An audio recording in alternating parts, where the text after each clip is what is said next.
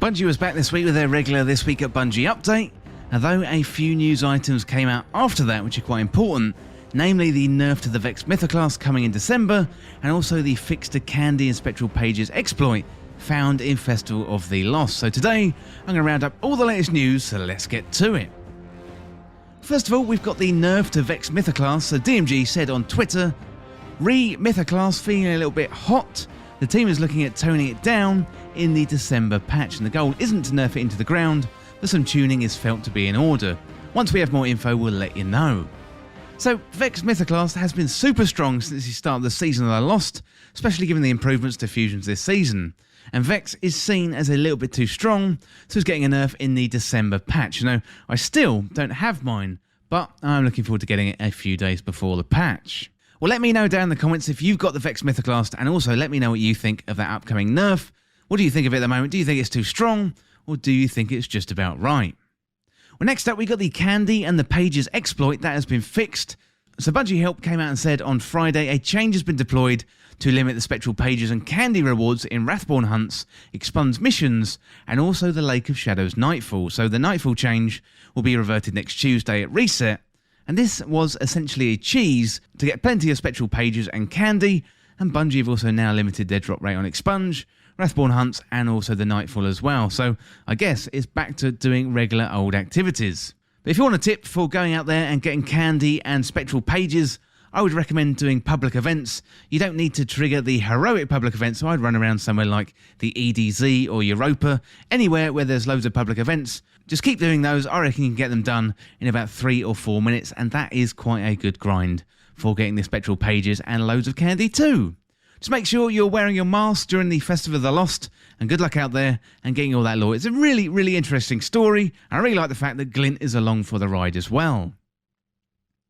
Well, next up, let's have a look at the This Week at Bungie update. So this week at Bungie, we celebrated Festival of the Lost 2021. So it's officially the spookiest time of the year, and we've begun our celebration of the fright-filled fun with our annual celebration of remembrance of those that we've lost. So this year we kick things off with a roar, and they are talking about Team Dino, and that is the hottest costume this year, but that's not all we've got up our sleeve. So if you're up for a scary fun activity, check out the new Haunted Sector playlist. They are spooky stories, exploding pumpkin heads, and also loot galore. So don't forget about getting lots and lots of candy. Now you've got an extra long sweet tooth, and go and check out the Festival of the Lost page for more details. So you can go to Bungie.net and find out more about Festival of the Lost, but I'm sure you've jumped in already.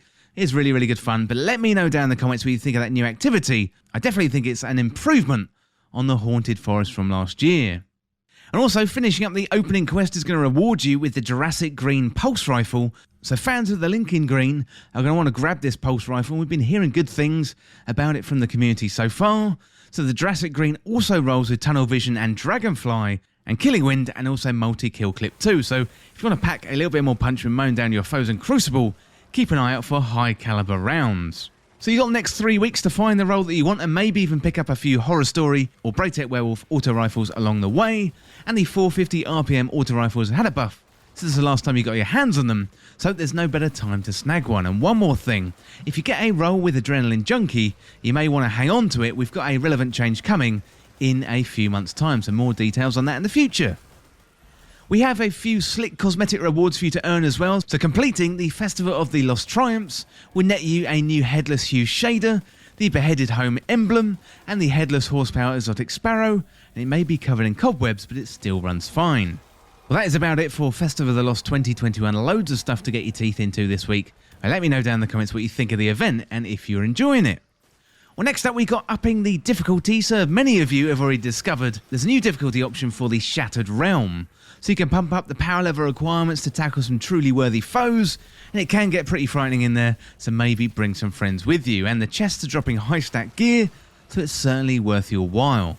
Well, next week, our 6-player activity is also getting a new difficulty, so Astral Alignment is about to get a little bit more spicy, and the recommended power is 1320. There's going to be some additional modifiers each day to keep things interesting, so loadouts are locked to pick your weapons wisely.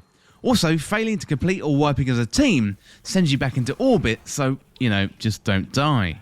What do you get for overcoming these extra challenges beside bragging rights? Well, there's going to be an extra bonus chest waiting for you at the end, and that is 3 in total if you're keeping score at home. And if you haven't secured the Catalyst for Aga's Scepter yet, well, these extra chests are more likely to hold one, so good luck.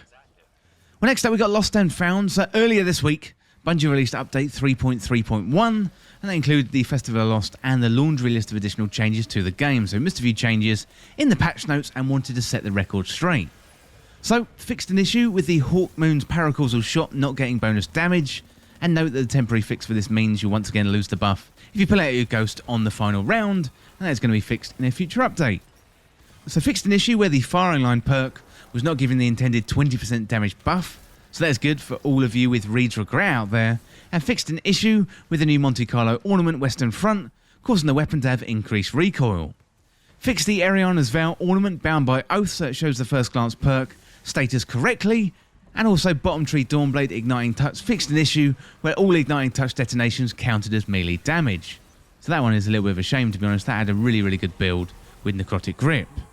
Well, next up we got some known issues. So we got cross-save contact form that's been deprecated. So as of 13th of October, the cross-save contact form has been deprecated and will no longer be accepting new tickets. So we've updated our cross-save guide, more information and troubleshooting steps to help players getting started with cross-save. We encourage players to take a look at prior to setting up cross-save to their accounts for the first time.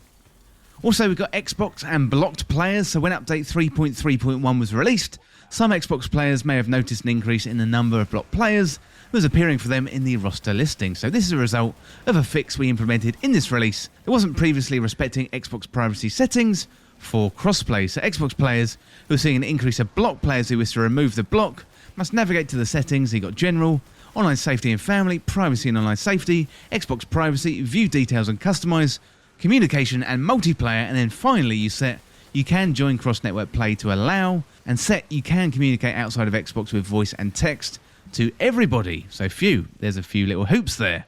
Additionally, players who want to take advantage of the LFG features can change their other can communicate with voice, text or invite settings. And then finally today, Destiny 2 is on the Microsoft Store and the Xbox app for PC. So earlier this week, Destiny 2 officially launched on the Microsoft Store and the Xbox app for PC, and players can learn more on how to access Destiny 2 on the platform and set up cross-save for existing characters via our Destiny 2 Microsoft Store and Xbox app for PC guide. And you can find that on Bungie.net. Well, let me know down in the comments what you think of all the latest Destiny 2 news. I'd love to hear what you think of Festival of Lost 2021. And also let me know what you think of the Vex Mythoclast NERF, and also the nerf to the Festival of Lost activities, such as getting Candy and Pages from the Expunge, and also the Wrathborn Hunts too.